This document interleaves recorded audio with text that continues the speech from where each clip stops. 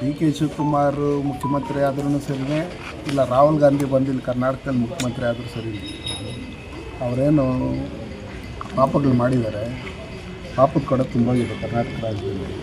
ಇಡೀ ದೇಶದಲ್ಲೇ ಕಾಂಗ್ರೆಸ್ ಮುಕ್ತ ಭಾರತ ಆಗಿರ್ತಕ್ಕಂಥವ್ರು. ಹಂಗಿರ್ತಕ್ಕಂಥ ಸಂದರ್ಭದಲ್ಲಿ ಅವರು ಕುರ್ಚಿ ಕಾದಾಟದಲ್ಲಿ ಸುಮಾರು 1 ವರ್ಷದಿಂದ ಇದೇ ರೀತಿಯಲ್ಲಿ ನಡೀತಾ ಇತ್ತು.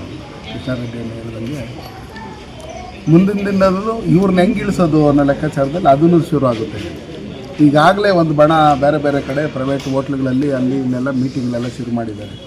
ನಮಗೆ ಯಾವ ಮಂತ್ರಿ ಕೊಡ್ತಾರೆ, ನಮ್ಗೆ ಯಾವ್ದು ಮಂತ್ರಿ ಕೊಡ್ತಾರೆ, ನಮ್ಮ ಫೇವರ್ ಆಗಿರ್ತಕ್ಕಂಥ ನಮ್ಮ ಬಣದವ್ರಿಗೆ ಕೊಡ್ತಾರೋ ಆ ಬಣದವ್ರಿಗೆ ಕೊಡ್ತಾರೋ ಅನ್ನೋ ಲೆಕ್ಕಾಚಾರದಲ್ಲಿ ಶುರುವಾಗಿದೆ.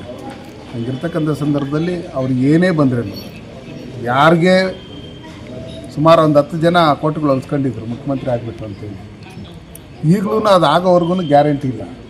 ಆದರೂ ನಮಗೇನು ಲಾಸ್ ಏನಿಲ್ಲ. ಬರ್ತಕ್ಕಂಥ ಚುನಾವಣೆಯಲ್ಲಿ ಸುಮಾರು 150ಕ್ಕೂ ಹೆಚ್ಚು ಶಾಸಕರು ನಮ್ಮ NDAಯಲ್ಲಿ ಭಾರತೀಯ ಜನತಾ ಪಾರ್ಟಿ JDSಯಿಂದ ನಾವು 100% ಗೆಲ್ತೀರಿ. ಇನ್ನು ಕರ್ನಾಟಕ ರಾಜ್ಯದಲ್ಲಿ ಕಾಂಗ್ರೆಸ್ ಸರ್ಕಾರ ಬರೋದೇ ಇಲ್ಲ.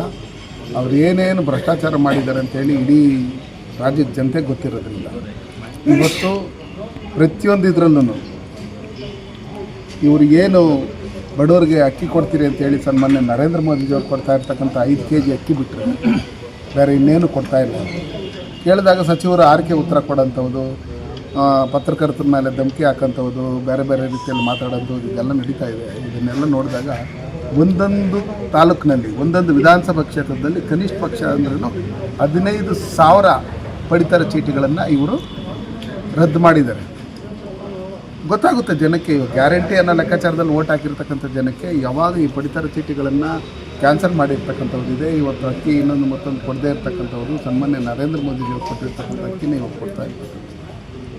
ರಾಗಿನೂ ಕೊಡ್ತೀನಿ ಅಂತೇಳಿ ಅದು 1 ತಿಂಗಳು 2 ತಿಂಗಳು ಪೆಂಡಿಂಗ್ ಇಟ್ಕೊಂಡು ಏನೇನು ಮಾಡ್ತಾಯಿದ್ದಾರೆ ಅಂತೇಳಿ ನೀವು ಈ ನ್ಯಾಯಬೆಲೆ ಅಂಗಡಿಗಳಲ್ಲಿ ಹೋಗಿ ಕೇಳಿದಂಥ ಸಂದರ್ಭದಲ್ಲಿ ಅವರೇ ಹೇಳ್ತಾರೆ, ನೀವು ಕ್ಯಾಮ್ರಾ ಎತ್ಕೊಂಡು ಹೋಗಿಲ್ಲ ಅಂದರೆ ಕರೆಕ್ಟಾಗಿ ಎಲ್ಲ ವಿಷಯಗಳು ಹೇಳ್ತಾರೆ, ಏನೇನು ಎತ್ತ ಹೆಂಗೆ ಅಂತ. ಅದಕ್ಕೋಸ್ಕರ ನಾನು ನಿಮ್ಗೆ ಹೇಳೋದಿಷ್ಟೇ, ಯಾರೇ ಮುಖ್ಯಮಂತ್ರಿಗಳಾದ್ರೂ ನಮಗೇನು ಅದರಿಂದ ಲಾಸ್ ಏನಿಲ್ಲ. ಅವ್ರ ದಿನ ಇದ್ದಿದ್ದು ತಪ್ಪುಗಳು ಮಾಡ್ತಾನೆ ಇರಿ. ಇದುವರೆಗೂ ಬೇಕಾದಷ್ಟು ತಪ್ಪುಗಳು ಮಾಡಿದ್ದಾರೆ, ಭ್ರಷ್ಟಾಚಾರ ಮಾಡಿದ್ದಾರೆ. ಮುಂದೇನೂ ಅದಕ್ಕಿಂತ ಹೆಚ್ಚಿಗೆ ಭ್ರಷ್ಟಾಚಾರ ಮಾಡಿ ಅವರವರೇ ಕಾಲುಗಳು ಹೇಳ್ಕೊಳ್ಳೋಂಥ ಕೆಲಸಗಳನ್ನು ಮಾಡಿ ಮುಂದಿನ ದಿನಗಳಲ್ಲಿ ಸನ್ಮಾನ್ಯ ನರೇಂದ್ರ ಮೋದಿಜಿಯವರ ನಾಯಕತ್ವದಲ್ಲಿ NDA ಸರ್ಕಾರ ಕರ್ನಾಟಕ ರಾಜ್ಯದಲ್ಲಿ ಬಂದೇ ಬರುತ್ತೆ. ಅದಕ್ಕೋಸ್ಕರ ನಾವೆಲ್ಲ ರೆಡಿಯಾಗಿದ್ದೀವಿ.